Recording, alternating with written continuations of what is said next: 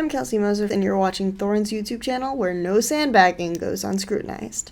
The inevitable but long-delayed rise of Chinese League of Legends to the status of best in the world, something which it arguably didn't even have when World Elite was at their top, because beyond World Elite, it was the other Korean teams you'd have considered the best.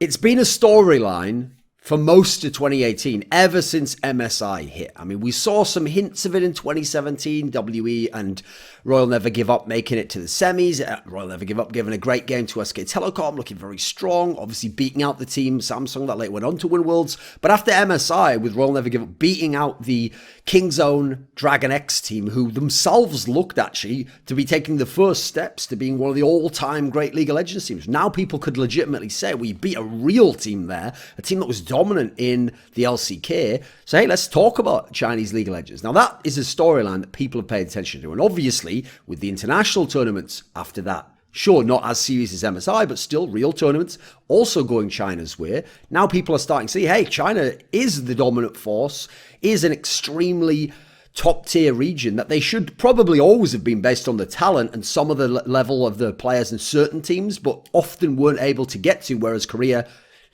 routinely gets to that level every single year. But more of a sleeper storyline is not just the fact that Uzi is finally winning, which actually amazingly was a sleeper storyline for a long time. A lot of people are not aware that Uzi is not a guy who's been doing this with trophies pretty much his entire career. He was somebody who was a loser domestically. He's the guy who didn't win in the big game. But okay, they know what he was like at Worlds. But one sleeper storyline is, yes, now he's winning tournaments. But more importantly, he's winning all the tournaments. And because he's winning all the tournaments and his region's on top and his team's on top, he's starting to actually check all the boxes this year alone to where he could start to contend for the best year of League of Legends any individual player has had and his team has had in all of League of Legends history. That's no exaggeration. Now, he's not there yet. He's still got some of the big hurdles to go, but he's already done some big ones along the way already. And if he can accomplish that, or something similar, something close, maybe some of them are second places or everything's top four, then he's actually getting into that group of players who can legitimately, in some sense, be argued to be contending with Faker for GOAT status, greatest of all time. There's not many other names that realistically can actually be in that group. I mean, we're talking Gorilla. He's someone you probably got to consider. Maybe Prey, but then you've got to decide between Prey and Gorilla, who's more important. Smeb, perhaps, but Smeb hasn't quite won enough championships. Matter, certainly. He's got the Worlds. He's got the domestic championships. He's been around the world. He's got the longevity. Okay, but was he ever the best player in the world? See what I mean? That's where it gets tough. So the point is, these names can at least contend. You can start to make a case, even if you ultimately decide in Faker's favour. Uzi can put himself in that category, because his problem is he had the individual level, but then he didn't have the team accomplishments. And it also obviously does help that this year is basically a write-off for Faker. It's a down year, so we can forget about that. And Faker can't keep extending out that greatness like he was last year, still winning MSI, still winning LCK, came close to winning Worlds. Not really in the final, but hey, if it being a different finals opponent, which definitely could have happened, maybe he would have won the Worlds final. So first of all, let's just have a brief overview of Uzi's career before Season 8 to see what a turnaround it is, and now how not Season 8 is in contrast. Now, don't worry, if you want to know all of Uzi's career and the ins and outs of it, this is actually something I will absolutely cover in a long, one of my patented historical articles, because again, it's not that much about pure analysis. You look up things, you figure out how to tell the story, but I'm going to save that till the right time. This video is just going to briefly cover it. So okay, everyone knows him at Worlds. And by the way, Worlds is all you know him from, because his team never was winning the LPL, so he's never going to MSI until this year. So Uzi is best known for his Worlds performances, since people don't watch LPL, where he's always been a very strong player, the best AD carry, literally at Worlds, or one of the very best, and always one of the best players on his team. That's why they call it the Uzi Worlds buff. He's also actually had some hard luck at the Worlds, because what's funny is, yes, the first two seasons he went, Season 3 and Season 4, if anything, he got the easier side of the bracket, because no Koreans, at least facing him. Never had to beat a Korean team, and then got to the finals and lost to the eventual champions SK Telecom or Samsung White. And so you could say, those were maybe actually a little bit overrated runs. Maybe you should have been in the semis there. Who knows? But you know what? You look at some of the other years, Combined, in 4 of the 5 seasons he's been to Worlds, 4 times, in fact, 4 times in a row, he's lost to the dominant Korean team that's gone on to win Worlds. So actually, when you add out the other 2, if anything, it's evened it out, because you think of... that's 3 out of 4. He's been 4 years, sorry. Because season 3 and season 4, yes, but you know what? Season 6, he got fucked over in season 6 because actually he just ran straight into SK Telecom in the round of 8, and SK Telecom was the best team that year, and they still had a pretty good series against them for a non-Korean team, but they couldn't win out. Then you go to season 7. This was the year when SK Telecom obviously didn't win Worlds, but he narrowly lost to SK Telecom in that semi-final. You look at it, there's some games you think, hey, they could have won that, certainly. So it's been a tough time. So season 3 and season 4, the other thing is his team was probably overrated in terms of placing, but him individually, he was right there. Season 3, he hard carried that Royal team to a final they really had almost no business being in. Season 4, forget no business, they shouldn't even have been a top 4 team, but he took Starhorn Royal Club to the final when they were a team playing without even a shared language, because they had the 2 Koreans in who didn't speak Chinese, and the Chinese players didn't speak Korean, and collectively they didn't all speak English, and so they used to communicate with pings on the map, and it was the jungler and the support who were the Koreans.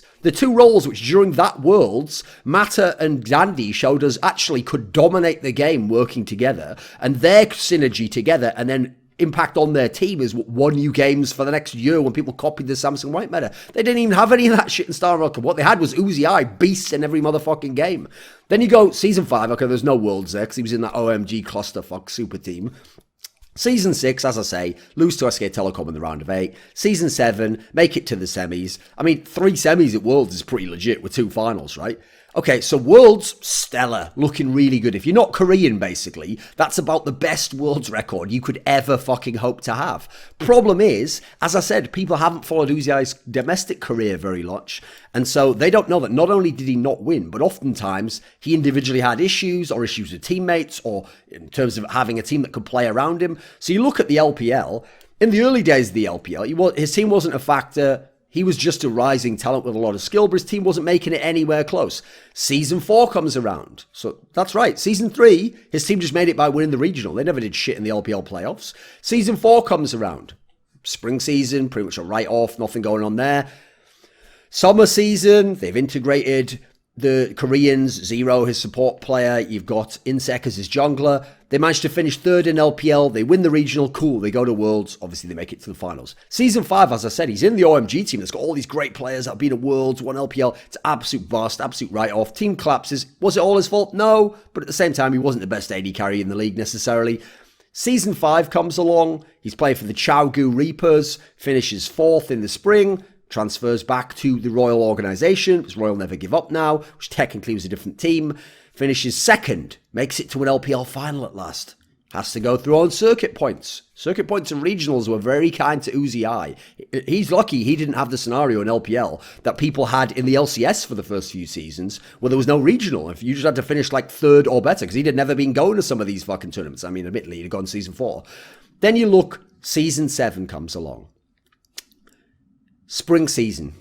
Makes it to the final again. Loses. Now, the sickest thing about this one, by the way, is obviously EDG was pretty much often the best team in China, often win the LPL. They were the dynasty, as it were. This season, he actually beat EDG in the playoffs, then lost to WE, a team that had been stuck at 3rd to 4th to 5th status for a couple of years after the Wei Zhao, Clearlove, etc. era had fully transitioned away. So this time, he loses it, in theory, to an underdog team in the final, and that's why you saw WE at MSI, not RNG. But Season 7 Spring comes along, and it's the same story in reverse. He makes it to the final, he loses the final. They beat WE. What do you know? They lose to EDG in the final, 2-3. They have to go through on circuit points to Worlds. This is another detail people don't know. Throughout the entire time LPL has run, the Chinese circuit has been massive in terms of number of lands per year. They've had the LPL splits, like LCS, but they've had other third-party or run in conjunction with Tencent, LPL, etc., tournaments as well as those splits, because the Chinese like to have a lot of exposure, playing a lot of competitions, test people out. So there've been many tournaments. In fact, that's one of the things that people didn't know about Name's career. He didn't just win LPL, he won fucking everything else as well. So there have been tons of these LAN tournaments, and Uzi Eye's never won any of them. They had Few of them in the early days, he wasn't even making the finals of them. Then you get to 2015, 2016, sometimes his team makes semis, still don't even win them. RNG has even won some of these tournaments before Uzi came back, with Royal Never Give Up. And actually, after him, in fact, they won the Demacia Cup this season, off the top of my head, I think, when they didn't even use him. They just used the sub AD carry Abel, who they sometimes play in the LPL when Uzi has time off. Then you look at the storyline of Uzi's career. So, okay, you think about him as an AD carry internationally and in the LPL. So, in the LPL starts in 2013. Well, yes, he's a young rising talent, mechanical beast, but he's very young and he's in the shadow of Wei Zhao, the best AD carry in the world, playing for the best team in the world, WE, and still a team that's making it further, making LPL playoffs when Royal Club isn't doing shit. Then, once Wei Zhao falls away in 2013, who's the guy who rose up to make it there? It's Name, of course, right? Hard carrying teams that aren't even that good to the LPL finals. Then you go to season 4, he gets EDG built around him, he has Coach Aaron come over from WE, he gets Clearlove, he gets ZZF from the same team. What do you know? He's winning every LPL, he's winning every LAN tournament, except the odd one with something like 8 out of 10 tournaments total that year. Name was considered the best AD carry in China. Uzi was in the shadow of Name. He wasn't even making the finals of these LPLs when Name's winning them. Then, Name falls away because he gets kicked out of his team for deft and goes off to some other team and spends time not even in the LPL or not playing for good teams. Uzi, well, the problem is he's playing for OMG, isn't he? And they do nothing. Meanwhile, he sat back and the guy who replaces Name, basically playing like a Korean, slightly better version of Name, is Deft. So you're watching Deft win all these fucking championships. He's watching Deft always go to Worlds. So the sick thing is, domestically, Uzi is always in someone's shadow. He won many, many awards, a lot of acclaim. It wasn't until the last couple of years he really could emerge as like he was the clear dominant best AD carry, but still didn't win. So he won many awards and was often voted the best AD carry, the best player sometimes. But he was considered someone who chokes if you get him in the big game domestically. He was considered someone who in the regular season in domestic play isn't as good as he is at Worlds. He's someone where that's why the Worlds buff thing exists, because he would go to Worlds, he'd be amazing, but you know what? Sample size is pretty small. You might play 8-10 games at a Worlds. That's it. Being good at amazing for 8 and 10 games in a year, don't cut it, I'm afraid. He was never in MSI, hence the sample size could never grow. We could never really see what he was going to be like. Then he was considered too aggressive, too one-dimensional, like doesn't have the other gear. He can't switch it up, play a bit slower, play around the team. Sure, he did it a bit in OMG. I'll give him credit there when he was playing some Sivir. But generally, people think of him as like the Chinese figure, and he's going to smash lane. He must smash lane. He's going to win lane. It's all about him, play around him in team fights. So the Chinese double lift forgiven, whatever you want to contrast him to. He's also considered a bad teammate at times, too demanding, a guy who you have to play his way, it's his way or the highway. He's also considered someone, but because of this, you have to put all your resources in him. You have to become a little bit one-dimensional because everyone knows you're going to play through him. And if you don't, what's the point in having Uzi? You may as well have a Deft. You may as well have a player who can play a little bit lower econ or can just play for later in the game, doesn't have to smash the lane. And then there was all the team hopping. He went from Royal Club, he was in Chaogu Reapers, he was in OMG, he's back to RNG, same Royal Organisation. He's been all over the place. He's had lots of talent. Sadly, even some of his teams have won and lost before and after him, showing that he wasn't just hard carrying all these squads domestically. Then you look at 2018. Think about how different 2018 is. A guy who's never lifting trophies. Season 8 LPL Spring, wins the championship. First domestic LPL championship. Goes to MSI. Only ever championship for China at MSI was an EDGB SK Telecom. And what no one ever tells you about that is the first, I think, 3 games, SK Telecom fielded easy and Faker didn't even play. So wins MSI straight up against the real Kingzone Dragon X, all their starters in, beats them out anyway, wins the championship, best player in the tournament. Goes to Rift Rivals. Yes, it's one where you play with teams, etc. But that's what Korea should be fucking dominating. Now, sure, it's not as serious a tournament, but China wins again. He's playing in one of the best teams. Then you have the Asian Games. Now, yes, he had most of his team involved in this, but the Korean team was no joke. You might not know some of those names like Keen. You might think, oh, is he that good? Like, that guy's very good when he's playing for Africa in the LCK. That was a really strong Korean team. They didn't win. Uzi's team did. Again, looked like one of the best players in the world. Now we've got LPL Summer Playoffs about to begin. And if you look at his bracket draw, he's not even going to play IG, the big threat that didn't even do it last split, but everyone thinks could do it this split against RNG. They're probably not going to play them until the final. So he looks set for, to be honest, at worst, the second place finish in LPL. So still a stellar year. And he's got a real chance to win it as well because his team actually matches up well against the IG squad. Then you've got Season 8 Worlds, almost certainly going to be there. His team's a very strong contender to win. If the meta is at all played through bot, you know he is going to be powerful as fuck. So far, at the moment, there's no one left in the world, unless maybe Deft goes, who can actually lane against this guy. I mean, you saw Praying Gorilla, normally it's like, hey, we can survive laning against anyone. It didn't fucking matter. There's nothing they could do there. So, Uzi in 2018, he is an evolved player. He's the best AD carry in the world. Arguably the best player in the world in all of League of Legends. He's still a monster internationally, as you saw, and we're getting a larger sample size where he's doing it every single time. He's now sick domestically, though he doesn't play all the time, to be fair, but he plays the important games. He's become a lot more efficient and smarter with his style. Like, to very briefly digress, I would compare what he's done to what Simple did in CSGO and what Evil did in Quake Live. Because these are players where they come up with this insane, like, raw aim ability, but they're so aggressive. Like, they've only got, like, a fifth gear. They only go forwards. They don't back off. They don't play safe. They don't play conservative. They don't say, nah, this isn't such a good game for me. I'm going to chill. They just go all the way forwards. They run through a fucking brick wall or they're going to win the race. Now, that in the end oftentimes costs a player. Makes you one-dimensional. You'll never get to a certain level. You can't switch it up. You can't win when it's not a good day for you. What makes these three guys exceptional is they pushed through that and just became amazing, sometimes arguably the best, despite still doing that style. They mastered that style, which normally people master the game by backing off a little bit from that and learning like time and stuff. They just made themselves so good at that style, it didn't matter. You did everything through them. You gave them everything and they could win in every scenario.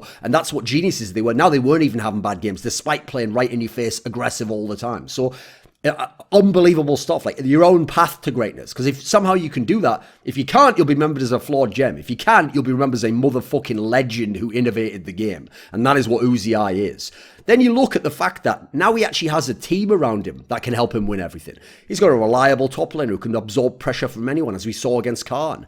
He's got strong junglers who play different styles and are actually in a legit rotation where you sub them for that exact reason, something only Koreans had in the past. He has one of the strongest mids in the LPL in the world, admittedly not as good as last year, but still a very strong player who can withstand anything seemingly. And he's got arguably the best support in the LPL right now, and a guy who's really actually emerging just from Uzi's shadow in a way that you think of some of the other great AD carries in their support. The support is always in their shadow, and you're always wondering, what would that guy do if he didn't have him? Or he had to make his own decisions, as you saw with Biofrost when he plays without double lift, right? If he wins everything, if he wins both the LPL splits, MSI, Rift Rivals, Asian Games, and Worlds, that's something Faker didn't even do. Faker won 2 splits in a year and Worlds. He didn't win MSI that year, remember, 2015. And people forget, that year, at the beginning, it was G.E. Tigers was the best team in Korea. In fact, many of the splits of LCK that Faker won, it was actually the Rox Tigers team that in the regular season were the best team. And then his team just came along and won. So the dominance isn't actually as crazy for the team aspect and the accomplishment aspect as people think about Faker. Now it is because he won most of the time. So in more, he had his chances and he won most of them. So the record in terms of just the trophies looks fucking unbelievable. And obviously as an individual player, oftentimes, yes, he was the best mid. He was the best player in his team always. And he was oftentimes the best player in the entire world. So sure, purely on individual ability and skill and performance, Faker probably is still the GOAT no matter what their fucking trophy cabinets, right? But that's the point. The accomplishments are actually starting to add up for Uzi. Not for the whole career, but for this year. And then that puts him in that context with all the rest of his individual greatness and performance for the other years. The point here is not that if he does it, he's going to be better than Faker, or that he is better than Faker now, or he's just a couple of championships. No, I'll go ahead and say Faker's going to be the best, probably no matter what. But it's now getting to the point where you can build a case. That's the point. It's about building a case for Uzi, rather than just deciding it either way. Whereas he could have decided it without even having to talk about it. Couple of championships ago, earlier this year, before this year began, easily. It seemed inconceivable to consider anyone else before. You could make a case for Gorilla, but you decide against it in the end. You could make a case for that, but you're still going to go with Faker. Even, he's got the better accomplishments than all of them, but even just on the individual aspect, and you've seen his raw performance, the eye test, longevity, he's got everything over everyone, hasn't he? But you consider the only thing, if Uzi starts putting this level up to go with his longevity, about the only thing that definitely puts Faker ahead, aside from the raw team accomplishments, is I'll give it to this, for Faker. What I think makes Faker truly exceptional and why he transcends League of Legends into like esports greatness of all time for any game, even if you think League of Legends isn't as skilled as some of the others like I do, then it's the fact that Faker was permanently in one team. It's the fact that they had to build around him every year and still get back to the top and win everything, win the domestic, win the worlds. That's what's nuts.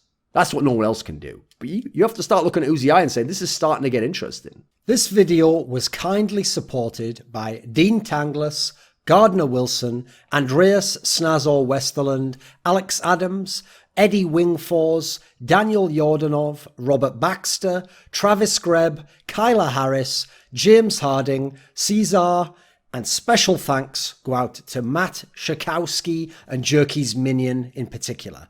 Want teasers for my upcoming content? How about asking me a question for my monthly AMA? Do you want to take part in a discussion about esports with me? How about suggesting a topic or a guest for my content? Put your money where your mouth is and join the Scrilluminati today.